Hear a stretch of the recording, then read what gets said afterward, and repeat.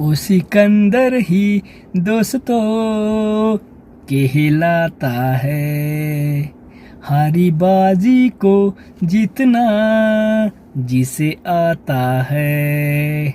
निकलेंगे मैदान में जिस दिन हम झूम के, धरती डोलेगी कदम चूम के।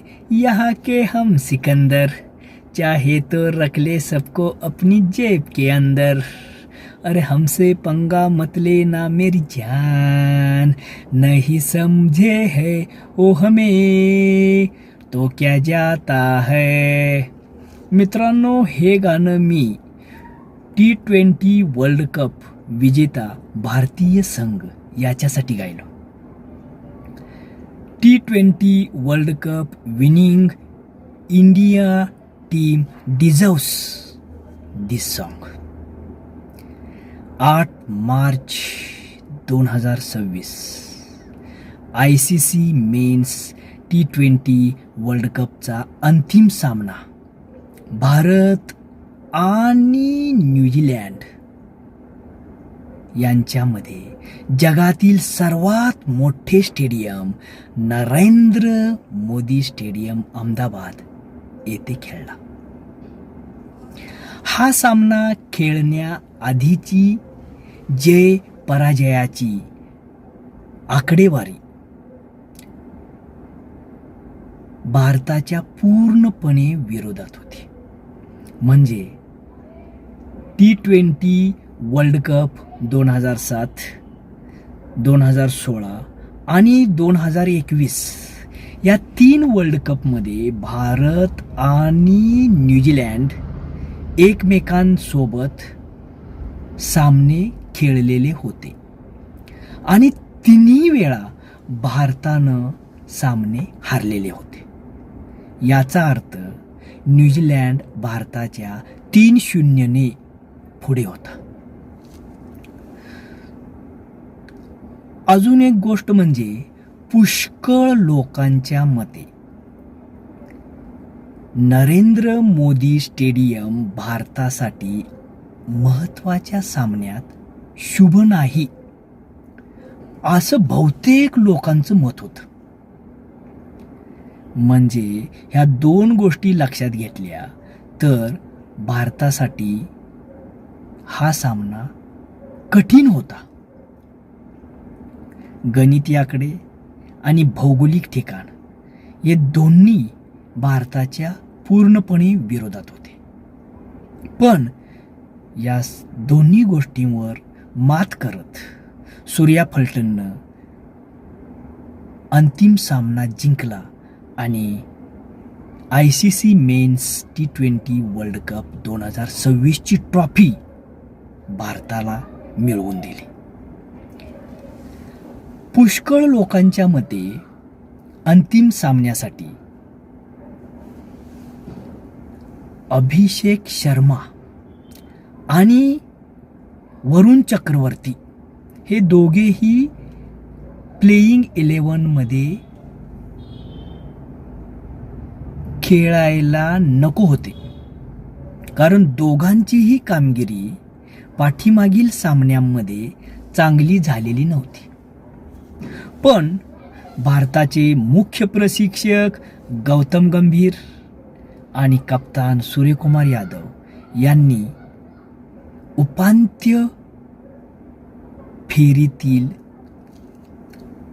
जी टीम होती तीच टीम अंतिम सामन्यासाठीही कंटिन्यू केली आणि खरोखरच त्याचा परिणाम म्हणजे भारताने T20 वर्ल्ड कपची ट्रॉफी जिंकली. खरोखरच अभिषेक शर्मा यानं त्याला मिळालेल्या संधीचं सोनं केलं. आता मी गमतीनं म्हणेन की चालला तर थेट दिल्लीपर्यंत नाहीतर गल्लीपर्यंत फॉर्मॅटचा बादशाह अभिषेक शर्मा याने 247च्या स्ट्राईक रेटने 52 धावा अंतिम सामन्यामध्ये केल्या. ही धावसंख्या त्याने 6 चौकार आणि 3 षटकारांच्या सहाय्याने सजवली. काय खेळला तो, खरोखरच छान खेळला. याच्यानंतर चालणारच थेट दिल्लीपर्यंत फॉर्मॅटचा बादशाह संजू सॅमसन याने 193च्या स्ट्राईक रेटने 89 धावा झोडपल्या. ही धावसंख्या करताना त्याने 5 चौकार आणि 8 षटकार मारले. त्याची ही वैयक्तिक धावसंख्या अंतिम सामन्यातील सर्वोच्च धावसंख्या ठरली. त्याच्यानंतर चालला तर थेट दिल्लीपर्यंत नाहीतर पटण्यापर्यंत फॉर्मॅटचा बादशाह ईशान किशन. मूर्ती लहान पण कीर्ती महान. काय खेळतो, खूप सुंदर खेळला. त्यानं 216च्या स्ट्राईक रेटनं 54 धावांची खेळी केली. या खेळीमध्ये त्याने 4 चौकार आणि 4 षटकारांची आतिषबाजी केली. खूप सुंदर खेळला तो. आणि चालणारच फॉर्मॅटचा दुसरा बादशाह, हत्तींची ताकद असणारा शुभम दुबे. काय फटकेबाजी करतो, वा वा वा वा वा. त्याने 325च्या स्ट्राईक रेटने 26 धावांची खेळी, 3 चौकार आणि 2 षटकारांच्या साहाय्याने सजवली. खूपच सुंदर खेळला. त्याच्यानंतर गोलंदाजीमध्ये चालणारच थेट दिल्लीपर्यंत फॉर्मॅटचा बादशाह, हुकमी बादशाह, world class bowler boom boom Bumrah. खरोखरच अप्रतिम गोलंदाजी केली. त्यानं 4 षटके टाकत 4 गडी बाद केले आणि तेही फक्त 15 धावा देत. खूप गुणी गोलंदाज आहे तो. त्याच्यानंतर चालला तर थेट दिल्लीपर्यंत नाहीतर गल्लीपर्यंत फॉर्मॅटचा बादशाह वरुण चक्रवर्ती. हाही खूप चांगला गोलंदाज आहे, पण काय माहित याला T20 वर्ल्ड कपमध्ये सूरच गवसला नाही. अंतिम सामन्यात तर त्याने 3 ओव्हरला 39 धावा देत फक्त 1 गडी बाद केला. मग त्याच्यानंतर चालणारच फॉर्मॅटचा दुसरा बादशाह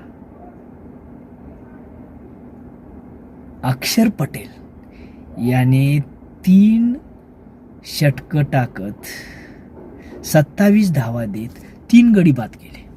खूप सुंदर खूप सुंदर गोलंदाजी केली. मग हार्दिक पांड्याने गोलंदाजी केली, चांगली झाली. त्याच्यानंतर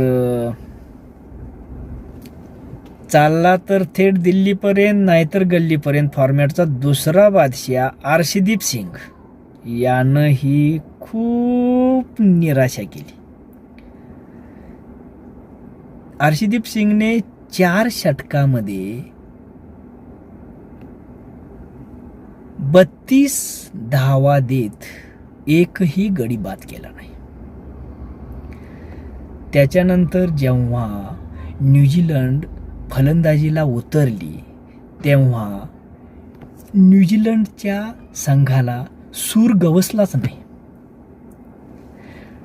त्यांच्या 3 फलंदाजाला सोडलं तर एकाही फलंदाजाला 2 अंकी धावसंख्या गाठता आली नाही. फक्त टिम सीपर्ट, डॅरियल मिचेल आणि मिचेल सँटनर ह्या 3च फलंदाजांना 2 अंकी धावसंख्या गाठता आली. बाकीच्या सर्व फलंदाजांनी एकेरी धावसंख्याच काढण्यात यश मिळवलं. आणि सरतेशेवटी भारताने हा सामना 255 धावा करून न्यूझीलंडला 169 धावावर रोखून 96 धावांनी जिंकला आणि सलग दुसऱ्यांदा आणि एकूण तिसऱ्यांदा T20 मेन्स वर्ल्ड कपची ट्रॉफी भारताला मिळवून दिली. या सामन्यामध्ये भारताने जी ऐतिहासिक कामगिरी केली त्या कामगिरीचे काही ठळक वैशिष्ट्ये म्हणजे भारताने पॉवर प्लेमध्ये 92 धावांची खेळी एकही गडी न गमावता केली. त्याच्यानंतर भारताने टॉस हारूनही भारताला फलंदाजी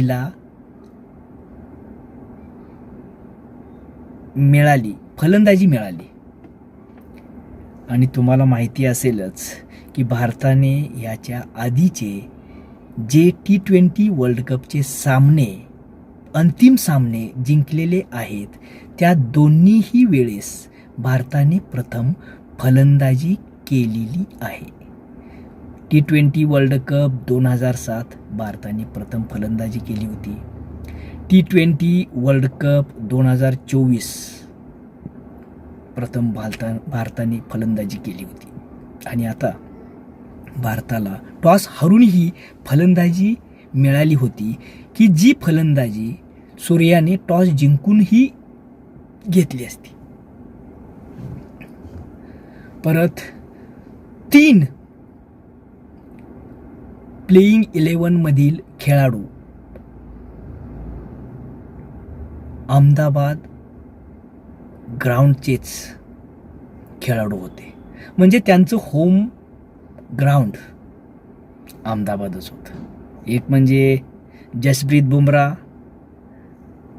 मग हार्दिक पांड्या आणि मग अक्षर पटेल. हेही भारताच्या विजयासाठी खूप महत्त्वाचे खेळाडू ठरले. आणि अशा प्रकारे भारताने न्यूझीलंडवर 96 धावांनी विजय मिळवला.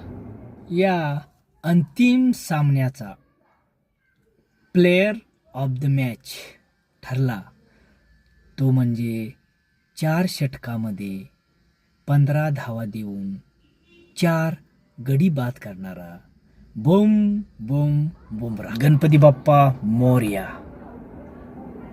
जय हिंद, जय महाराष्ट्र, जय हिंदुस्तान.